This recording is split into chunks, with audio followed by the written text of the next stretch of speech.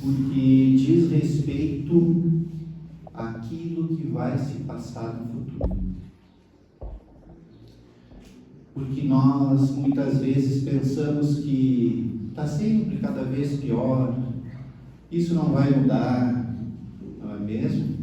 Divaldo Franco já há alguns anos vem nos dizendo que nunca houve tanto amor no mundo. Basta que a gente tenha olhos de ver as situações onde a fraternidade se faz presente, onde a solidariedade se faz presente, como há pouco tempo aqui no nosso estado, quando passamos por essa enchente, nós vimos quantos gestos de amor, quantas pessoas deixaram suas casas e as suas famílias e se colocaram em risco até para auxiliar aqueles que estavam ilhados. Pessoas saindo de outros estados, trazendo mantimentos, trazendo a sua ajuda. Então, sim, tem razão Divaldo Franco quando nos diz que nunca houve tanto amor no mundo. Acontece que para que isso se multiplique, é necessário que a gente se atente por uma questão muito importante, que é a infância e a juventude. A criança que nós temos hoje na nossa casa será um adulto amanhã. Aquele adulto que nós admiramos por ser uma pessoa de bem, uma pessoa fraterna, uma pessoa simpática, ou aquele adulto que nós antipatizamos, que muitas vezes se mostra com falta de indulgência, sendo aquela pessoa que tem más atitudes, que prejudicam um grande número de pessoas, tanto um quanto o outro, foram crianças. Passaram pelos cuidados que uma criança deve ter. É certo que no mundo, muitas pessoas estão em condições diferentes. Alguns nascem com todos os recursos materiais e mesmo em famílias já com condições intelectuais e morais, a fim de dar um suporte maior a seus filhos, uma educação melhor, mais orientação. Mas outros lugares no mundo existem onde a falta do necessário é o que mais nos chama a atenção. Nenhum nem outro dos lugares está desprovido da assistência de Deus. Nenhum dos seres, nenhum dos seus filhos, seja num ou noutro lugar, está desamparado da misericórdia divina. Nenhum destes irmãos está sofrendo uma injustiça. Deus é soberanamente justo e bom. Bom, misericordioso, a ponto de deixar os seus filhos sofrerem a consequência dos seus próprios atos, serem responsáveis pelo seu livre-arbítrio, pelas suas escolhas, pela sua conduta, pela sua indulgência ou falta dela. Esta é a bondade de Deus que a doutrina espírita nos ensina, nos esclarece. Não há distinção para nenhum dos seus filhos. Nenhum de nós é melhor do que o outro aos olhos de Deus. Alguns passaram já por algumas provas, por alguns desafios e venceram, adiantando-se. Outros ainda estão em luta. Outros ainda não chegaram a tais desafios, estão em outros. E assim, Deus vai nos convidando para aquele que já consegue compreender como passar um desafio que possa estender a mão àquele que está em luta, exercendo assim a fraternidade, que também é uma prova para nós, porque muitas vezes olhamos aquele irmão em luta e ele está se debatendo na irritação, na injúria, na ingratidão, e isso nos fere, e nós esquecemos que estamos ali simplesmente para estender a mão. Passamos a julgar. E nessa caminhada que não cessa, a partir do momento que Deus nos cria, nós passamos então, como espíritos imortais que somos, as experiências. E essas experiências, nós que estamos aqui sabemos, são as reencarnações. Cada reencarnação marca, segundo os espíritos, um passo no progresso do próprio espírito. É um passo. Às vezes a gente é tão teimoso que chega aqui, volta sem dar nem um passo, porque é teimoso demais, e ainda consegue arrecadar algumas dívidas.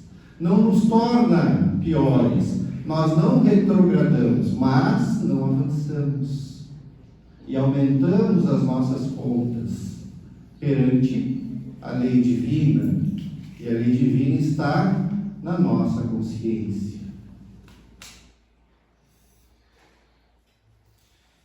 Então, essa introdução é para que a gente possa falar de um capítulo, o capítulo 7 do Livro dos Espíritos, que é onde Allan Kardec situou as questões sobre a infância e também a juventude. O capítulo é da volta do espírito à vida corporal. Tem um capítulo inteiro do Livro dos Espíritos, diversas questões, que trata do planejamento reencarnatório, lá no plano espiritual, que trata da fecundação, que ele trata aqui como, só ver o termo correto, união da alma e do corpo. A união da alma com o corpo se dá no momento da fecundação. Mas o espírito já está junto com amigos espirituais no ambiente doméstico ao qual vai se ligar para reencarnar. Ali está nosso filho, nossa filha. Um espírito com diversas experiências. E esse capítulo vai tratar também das faculdades morais e intelectuais do homem, como do espírito que está reencarnando. Então, nenhuma criança chega ao nosso lar como filho, como filha. Nenhum de nós renasce na terra ao acaso. Existe um planejamento para que tudo seja cumprido dentro da lei divina e da melhor forma para que nós possamos cumpri-lo. Às vezes a gente acha que o fardo está muito pesado. A gente precisa perceber que neste fardo que carregamos, nós esquecemos do que é espiritual e colocamos nele, ao longo da encarnação, o que é material, o que é ilusório, preocupações demasiadas com a matéria. E isso inclui a educação dos filhos. E trata da infância. E na questão 379, Kardec vai perguntar: é tão desenvolvido quanto de um adulto o espírito que anima o corpo de uma criança? Porque se somos todos espíritos imortais, então aquele espírito que está nascendo, que está animando, que se ligou então no momento da fecundação e está ali em processo de ligação com um novo corpo, ele tem um desenvolvimento. Ele não está começando agora, está se formando um corpo novo para aquele espírito. Que desenvolvimento é esse? Dizem os espíritos, pode até a ser mais, se mais progrediu. E tem tanta reflexão a respeito dessa frase, porque ele pode ser mais desenvolvido. E alguns espíritas podem pensar, estou recebendo um missionário, agora este é da geração nova. E claramente os espíritos nos dizem que muitos espíritos se adiantaram em inteligência, mas ainda necessitam do adiantamento moral. Outra reflexão é que qualquer espírito, desde criança, nós hoje como adultos, sofremos a influência do meio. É muito mais impactante na criança. Mas a gente, para ter uma ideia desta influência, quando nós adentramos a casa espírita, o nosso coração foi se acerenando. A gente se sentiu melhor. Às vezes dá até um soninho, a gente cochila, né? A gente sai leve, porque o meio que nós estamos é de vibração de amor, é de vibração de fraternidade, propicia este bem-estar. E aí a gente sai daqui e vai para Renner, todo mundo caçando uma promoção, cheio, aquela sacola cheia de promoção, nenhuma serve em nós, mas está barato. E a vibração lá embaixo. E a gente se sente agitado, e a gente se sente às vezes irritado, porque um quer pegar aquela blusa antes e dar um cotovelaço, e aí quando a gente, tá, agora chega, já peguei 300 camisas, vai para a fila, tem 300 pessoas. Como é que fica a vibração? Como é que a gente se sente? Então o meio nos absorve. Imaginem as crianças. E aí, continuando a resposta, apenas a imperfeição dos órgãos infantis o impede de se manifestar, obra de conformidade com o instrumento de que dispõe. E aqui imperfeição não é porque está estragado, não, que ainda não está desenvolvido, né?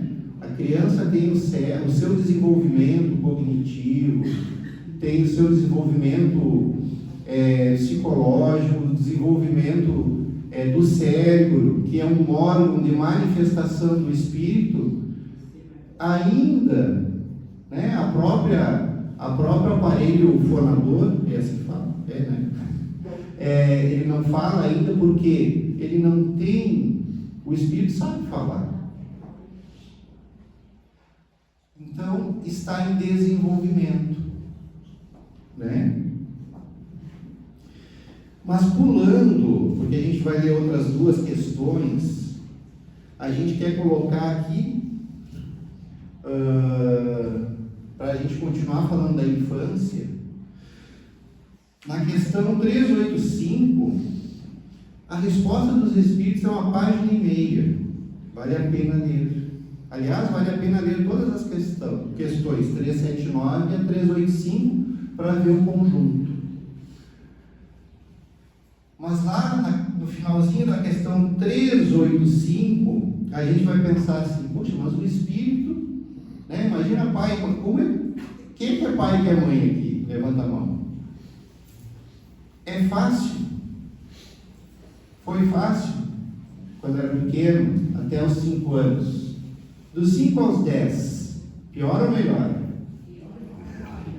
Dos 10 aos 15. Dos 15 em diante. Como é que diziam os antigos? Filho criado.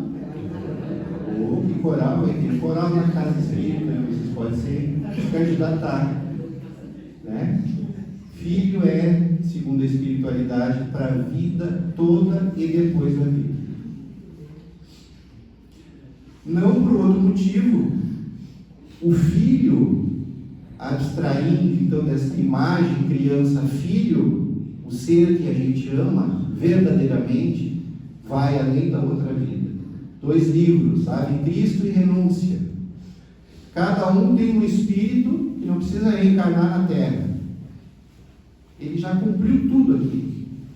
Vai-te embora. Mas eles pedem, eles imploram.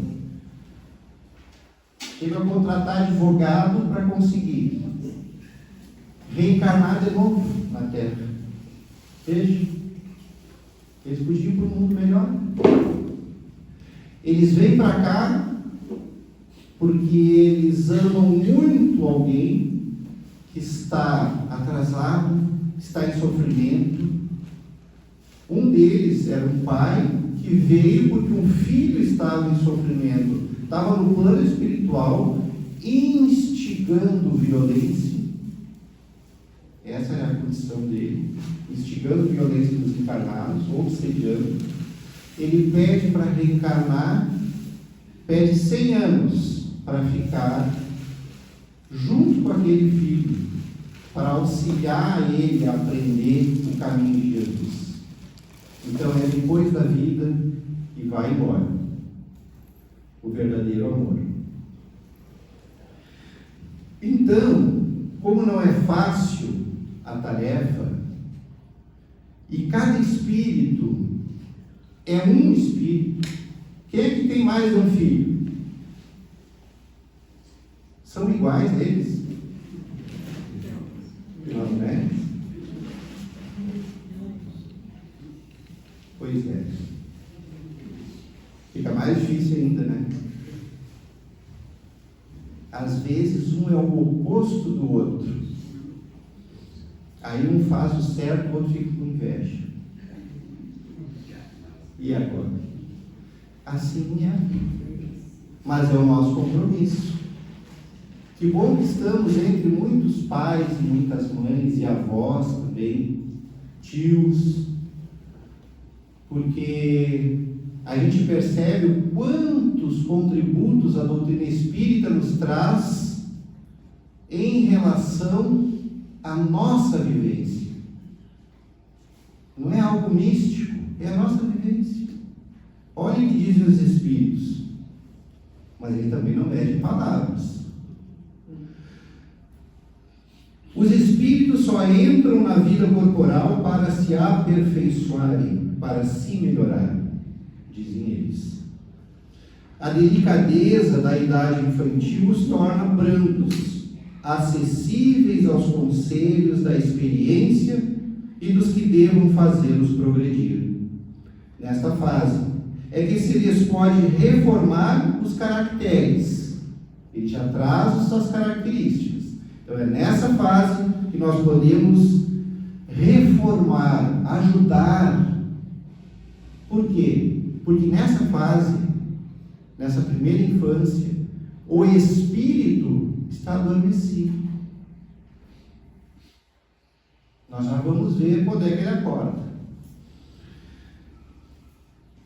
E reprimir, além de reformar os caracteres, reprimir os maus pendores.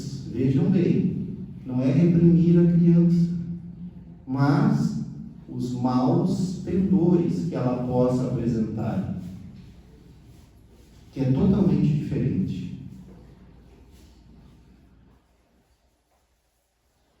Tal o dever que Deus impôs aos pais, missão sagrada de que terão de dar conta.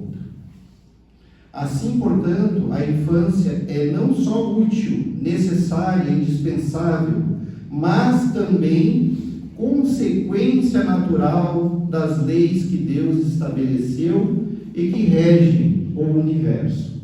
Nesse livrinho que a gente recomenda, Vereda Familiar, Raul Teixeira, pelo espírito Teresa de Brito. Teresa de Brito foi uma mãe deu 11 filhos, simples, mas que cumpriu o seu dever com a família. Era um espírito já um tanto enobrecido.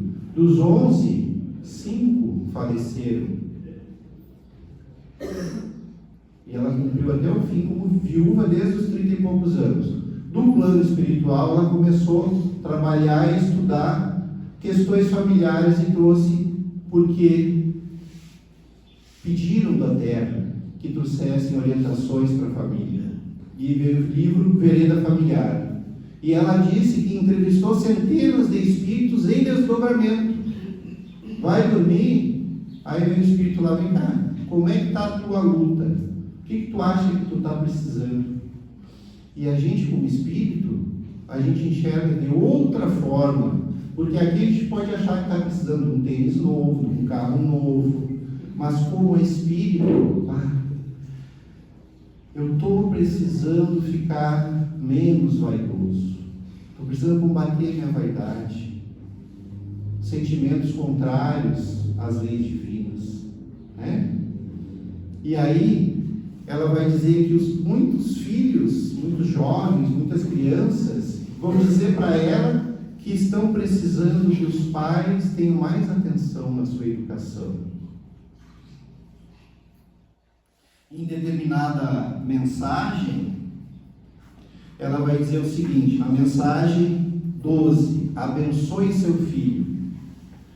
Quando Deus lhe confia a alma que vem do invisível, dando-lhe a honra da maternidade e da paternidade, é porque sabe que no meio em que você vive, e com os recursos variados ou parcos de que dispõe, terá as possibilidades de bem orientá-la para a vida. Bem orientar para a vida. A gente não precisa de grandes títulos, de saber, não precisa de uma faculdade, é o coração que fala.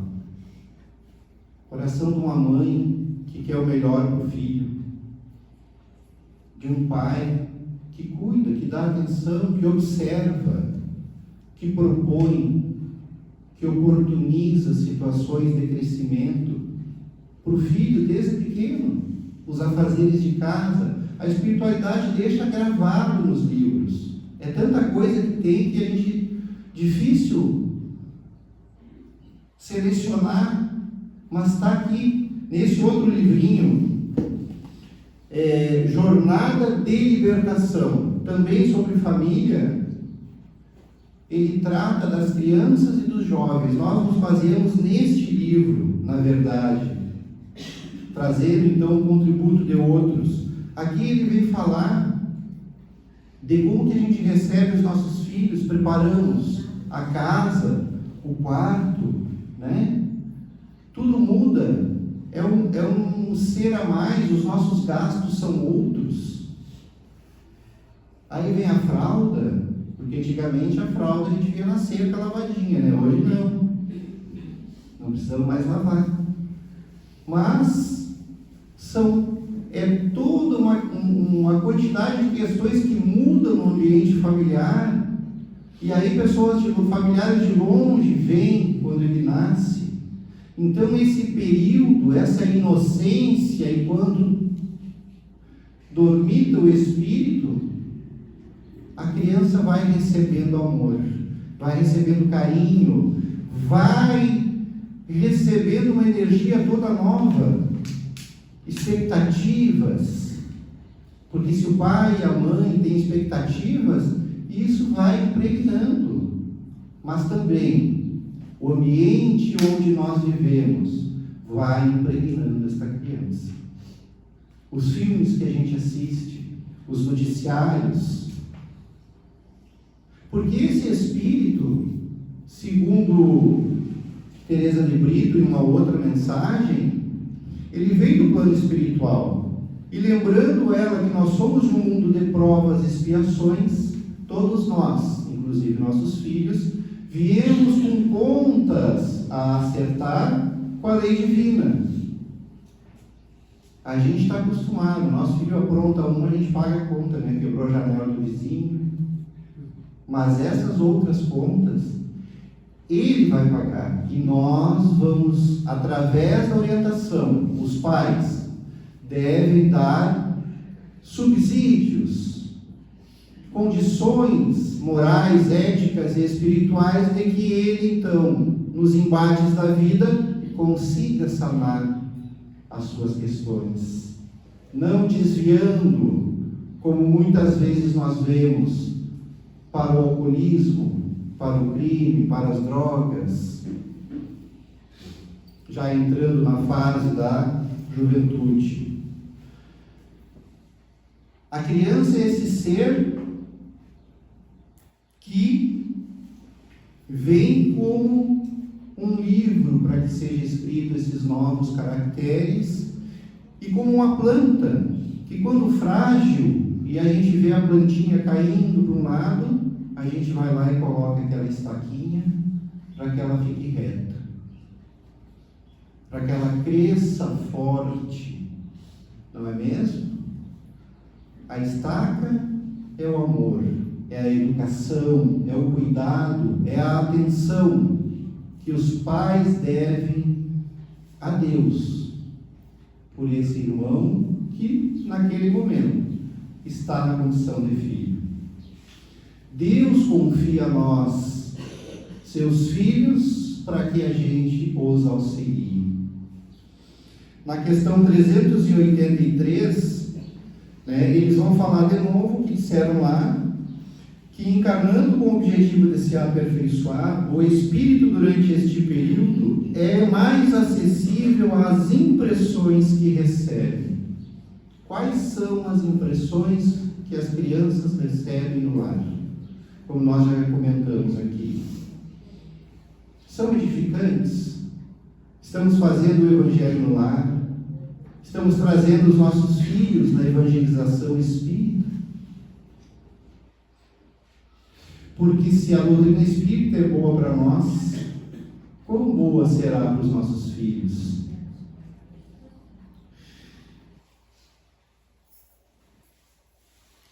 E aí eles continuam que, acessível a essas impressões, capazes de lhe auxiliar o adiantamento, para o que devam contribuir os incumbidos de educá-lo.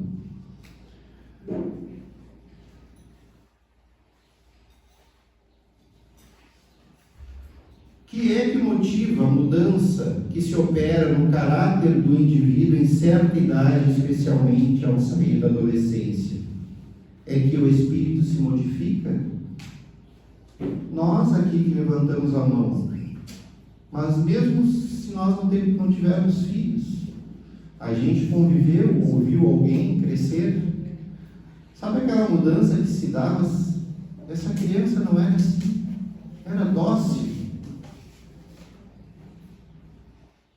Ou, como essa criança tinha problema, ela estava sempre nervosa e inquieta, mas agora ela está mais calma, está mais tranquila. É aquela que leva a paz no lar. Às vezes o lar está um turbilhão e ela está tranquila. Dizem os Espíritos, é que o Espírito retoma a natureza que lhe é própria e se mostra qual era. Então ali o Espírito, nessa idade, mais ou menos na adolescência, o Espírito retoma a sua natureza. Ele não lembra de tudo que ele era, mas as suas características assumam para o inconsciente e vão se deparar com aquilo que foi proporcionado a ele durante a infância. Até então. Então, se o filho era um doce e ele muda, é porque esta mudança é o que ele era. Ah, mas não adiantou nada a educação, o amor que eu dei. Adiantou, seria pior. Mas e por que ele era irritado, agitado, não dormia direito, tinha pesadelo? E aí a gente vai observar, e a família tinha problemas, tinha desafios, tinha desentendimentos, era um ambiente conturbado, e a criança absorvia tudo aquilo. Retomando o espírito, a sua bagagem anterior, então se ele era bom, se ele já era um espírito melhor, se ele já era um espírito mais pacificado, ele passa por cima, não sem manchas, porque essa conturbação que ele viveu na infância lhe trouxe um peso a mais, lhe trouxe consequências que vão se refletir então na juventude. E os jovens? No momento dessa idade, é quando os nossos filhos eles vão começar a se afastar de nós. Que raiva que dá naquela namorada, né? Tirou meu filho. Ou aquele namorado, o que ele está pensando? A minha filha. E eles começam então a conviver com outros mais intensamente e começam a prática de esportes, passeios, começam a preparar-se para a escolha da profissão e começa uma efervescência de sentimentos onde, junto com isso, vem o desabrochar da sexualidade. E nessa hora, ele enfrenta muitas dúvidas. E é justamente nessa hora que a educação da primeira infância, se pautada pelo Evangelho de Jesus, se pautada pela solidariedade e fraternidade na família, se pautada pela confiança nos pais, eles vão recorrer aos pais. Eles vão recorrer àqueles que eles confiam, àqueles que, mesmo quando eles erram, está do lado deles para que eles acertem e não se colocar contra, recriminando-os pelos erros. São crianças. Então, nessa hora, eles vão buscar alguém para confiar. Que sejam os pais, mas esta é uma construção. E muitas vezes, nessa hora, eles vão se inserir em um grupo. E é interessante, vai no recreio de uma escola, tem um grupo que joga futebol. Dá o sinal, eles correm todo, eles se encontram naquele lugar, vão jogar bola. Um levou a bola já. Né? Tem aquelas meninas que ficam no celular. Elas andam juntas. Tem outras que têm uma outra afinidade. Tem aqueles que se vestem de preto. Tem aqueles que gostam de tal música. E eles se unem com as suas afinidades. Qual deles tem afinidade com Jesus? Esta afinidade com Jesus, este conhecer um Pai amoroso, é função nossa, dos pais, para que eles tenham esse suporte, para que eles tenham esta confiança diante da vida. Muitas vezes a gente vê campanhas com frases curtas, como diga não às drogas. Mas quando pequeno, aos 3 anos, a gente mostrava o nosso filho dançando uma música sensual,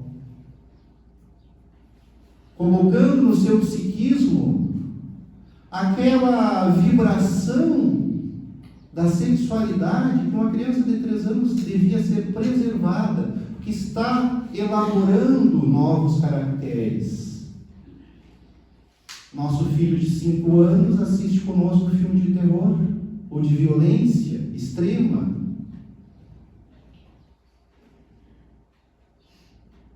Ou nós assistimos com a criança dormindo perto, desconhecendo então essa lei natural que é da sintonia, das energias, das vibrações. Nós espíritas, que sabemos da reencarnação, que sabemos dessas questões, mais atenção precisamos ter. Quando chega, e isso é algo que está bem presente, quando chega à adolescência, tem uma questão que é a orientação sexual e identidade de gênero, que é como a pessoa vai se relacionar com a vida, com a sua vida sexual, como que ele vai se ver. E nós temos visto muitas questões como essa, e a orientação da espiritualidade permanece a mesma. Solidariedade, fraternidade, amor. Não se escandalize, não se perturbe. Dizem os Espíritos que muitas vezes, quando é na adolescência, são inseguranças que passam. Mas a espiritualidade deixa claro para nós, e o autor traz aqui, que nos milênios do Espírito, o Espírito passa por fileira imensa de reencarnações, ora em posição de feminilidade, ora em condições de masculinidade. Todos nós. Não adianta ser gaúcho, daquele faca na bola. Também passa. Todos. É necessário. É lei divina. Para a gente aprender como fazer as coisas, como sentir as coisas. O que sedimenta o fenômeno da bissexualidade. Nós temos isso em nós. E às vezes se pronuncia. Às vezes é pronunciado. Às vezes é algo que se apresenta na adolescência e passa. Cada caso é um caso. Mas fiquemos ao lado dos filhos, dando apoio, conservando a paz. Conservando a paz. E Joana de Ângeles nos diz o seguinte, porque nós achamos isso um problema, e ela usa a palavra problemática. A problemática não é de natureza homo ou heterossexual, mas sim moral. E não é verdade? Colocando acima da opção a conduta de cada qual na maneira correta de conduzir a existência. A reencarnação é a oportunidade sublime de educação dos sentimentos e de aprimoramento das faculdades intelecto-morais, cabendo a cada um exercer a sua sexualidade conforme a sua constituição emocional, dentro dos padrões de dignidade e harmonia pessoal. Moral, dignidade, é para todos. O que cada um faz na sua vida é ele com Deus, ele consigo mesmo. Se ele tem moral, se ele tem boa conduta e ética, quantas pessoas abandonam filhos seus e são casais heterossexuais? E quantos adotam? Então, para que a gente possa encerrar com um exemplo de duas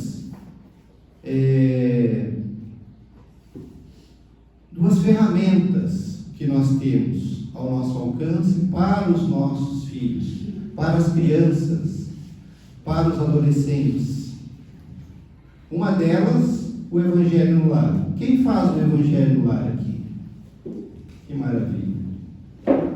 Muito bom. Que possamos todos passar a fazer. Isso é luz na nossa casa, ao nosso espírito e àqueles que convivem conosco. Outra, a evangelização espírita. Por que evangelização espírita? Porque nós estamos numa casa espírita.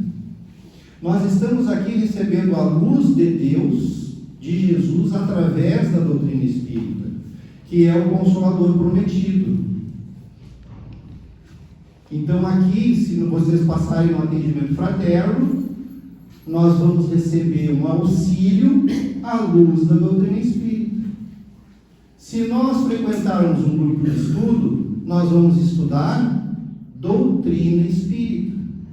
Quando nós viemos aqui na frente fazer uma exposição, é a exposição doutrinária da doutrina espírita. E a evangelização, ela apresenta Jesus e a doutrina espírita ao entendimento das crianças e dos jovens. Então, todo o trabalho numa casa espírita, a base é a doutrina espírita. Nós não vamos fazer aqui julgamento de outras religiões, mas cada um segue a sua. Nós vamos apresentar a doutrina que nos faz tão bem, esse consolador prometido por Jesus.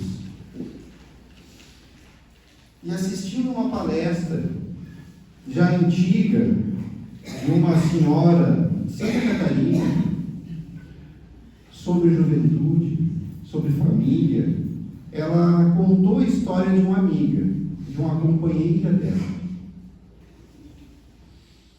Porque talvez a gente conheça alguém que o filho foi criado na evangelização e hoje está passando algumas necessidades, mudou de caminho, não é mesmo? O que pode ocorrer é decisão do Espírito, mas ele leva sementes. E esta amiga conta que sua filha, ela acostumou na evangelização e fazendo o evangelho no lar. Cresceu, chegou naquela fase da adolescência, onde tudo melhora, e, como ela usa o termo, se encabeçou, né? Virou a cabeça e saiu por aí. Começou a beber, usar drogas, né? Conviver com essas pessoas desse meio, sumiu. Ficou 2 ou 3 anos fora, 4 anos. E a mãe não tinha notícia da filha. Essa mãe continuou trabalhava, era trabalhadora espírita, continuou fazendo o evangelho no lar, sempre, orando pela filha. Um dia, bateram na porta, foi atender a filha dela. Ela quase não reconheceu, porque a filha passou fome, ficou na rua, tinha ido para outra cidade, muito magra, machucada, descalça. Ela não perguntou nada, ela simplesmente deixou que a filha entrasse, cuidou, a filha se recuperou, e um dia ela contou para sua mãe: mãe, eu fui parar em tal estado. Isso era a década de 70, numa comunidade hippie. E uma noite, eu estava sentado, encostada numa árvore, e eu lembrei de quando eu sentava à mesa contigo e fazia o evangelho no lar. Naquele momento, mãe, eu levantei e comecei a voltar. E de carona, consegui chegar aqui. Então, nós podemos ter certeza que as sementes da evangelização e do evangelho no lar permanecem no coração daqueles que amamos. Uma boa tarde, fiquem em paz.